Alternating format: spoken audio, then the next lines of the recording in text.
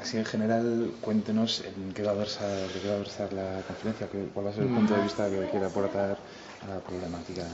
Bueno, en principio habíamos pensado en hablar exclusivamente de la importancia que para la antropología tuvo el trabajo de estos 12 franciscanos que tras la caída de Tenochtitlán, el actual México, llamados por Hernán Cortés, iniciaron una labor de evangelización que les llevó a convertirse muy prematuramente, porque estamos en mediados del siglo XVI, en verdaderos etnógrafos, ¿no? Como por ejemplo Bernardino de Sahagún, que es el compilador en 12 extraordinarios volúmenes de la llamada Historia General de las Cosas de Nueva España. Un original de esa obra está en Florencia, por eso se llama el Códice Florentino, al parecer entregado como parte de la dote por el rey Felipe II a una de sus hijas, que se casó con el duque de Médicis, con el duque de la Toscana. Pero después he pensado que quizás convendría ampliar, sobre todo tratándose de un público general, de hacer una lección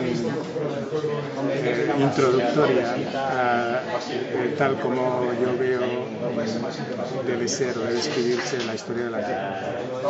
Entonces hablaré también de algunos famosos antropólogos, académicos, profesionales de la antropología, además de estos frailes y el trabajo que hicieron en la Nueva España, y después hablaré también del papel o la contribución que las expediciones científicas y antropológicas han hecho a la historia de la antropología.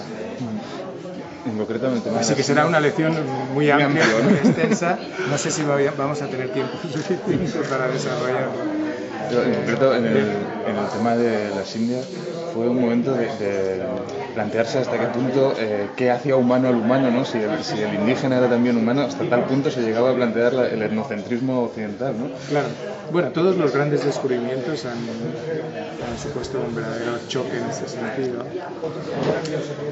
tanto para los vencidos, los que resultan vencidos de ese choque, de ese encuentro, como para los descubridores, ¿no? O para los descubridores y para los descubiertos.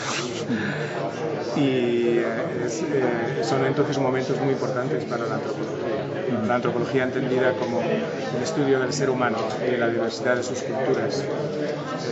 Una reflexión general que se puede hacer desde distintas disciplinas, por ejemplo desde la teología, o desde la moral y desde el derecho. Y por cierto que esa dimensión del descubrimiento de las Américas por los españoles y por los portugueses también, tuvo también un reflejo en ese sentido, en los grandes debates que se llevaron a cabo en la Universidad de Salamanca y también en Valladolid, sobre todo a cargo de los discípulos de Francisco de Vitoria, el jurista,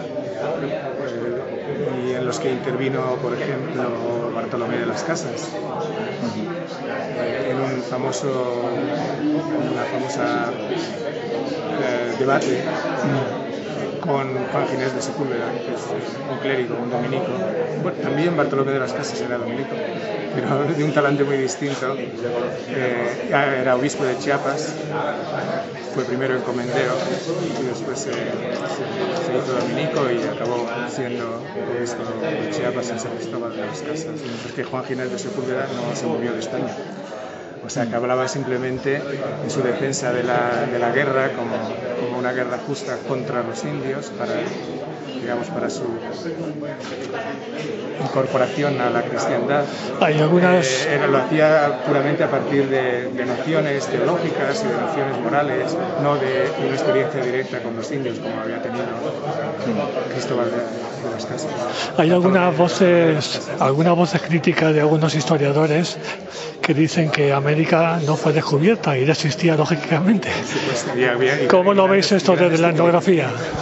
no solamente existía, sino que había grandes civilizaciones como la azteca, la inca y la maya, aunque la civilización clásica maya, cuando llegaron los españoles ya había pasado su momento más álgido, estaba en una suerte de prostración, de decadencia, pero el imperio azteca estaba en su máximo auge, al igual que el imperio inca, y eran extraordinarios imperios, extraordinarias civilizaciones. Cortés mismo y los que iban con Cortés se quedaron asombrados cuando descubrieron Tenochtitlán,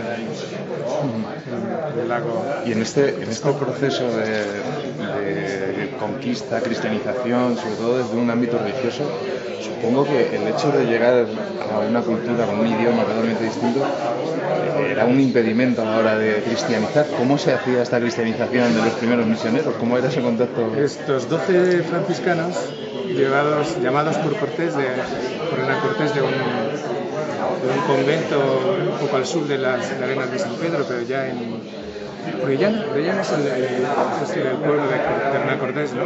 Él conocía a estos monjes, estos franciscanos, y pidió al rey y al Vaticano que fueran franciscanos de este convento los que fueran a Nueva España.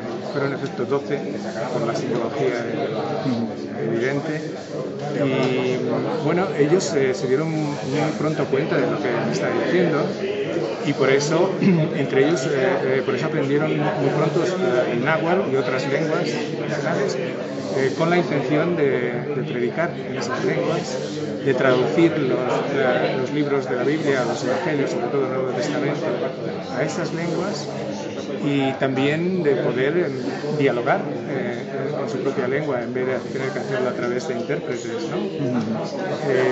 Y entre ellos hubo por lo menos dos, Andrés de Olmos y Francisco de Toral, que fueron dos grandes lingüistas.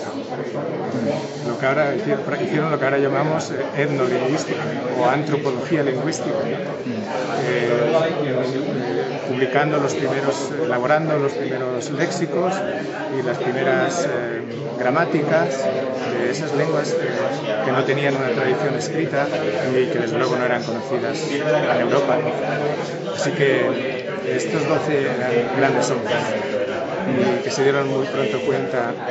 En cambio, esa idea de predicar a los indios en sus propias lenguas era vista con bastante sospecha por parte de clérigos más conservadores y de algunos círculos vaticanos, y por eso tuvieron algunos problemas. Una curiosidad. Nosotros debemos llamarnos hispanoamericanos, desde España digo, latinoamericanos, iberoamericanos, desde España. Pues, ¿cómo les debemos llamar a ellos? No, a nosotros, en cuanto a nuestras raíces. Bueno, nosotros... Porque he oído varias tendencias, latinoamericanos como más críticos. Bueno, lo latinoamericano es una influencia, es un término norteamericano. Norteamericano. Yo creo que es mucho más correcto, desde luego desde la perspectiva de España, de hablar de Hispanoamérica. Hispanoamérica. O de hablar de Iberoamérica, por ejemplo, para incluir también a Portugal. Claro. Iberoamérica, si quieres un concepto neutro, digamos, sí. En vez de Latinoamérica, yo preferiría Iberoamérica. Ajá. Y si queremos referirnos a las Américas conquistadas, colonizadas, pobladas por los españoles, Hispanoamérica es perfectamente correcto. Gracias. Muchas gracias. Pero no Latinoamérica.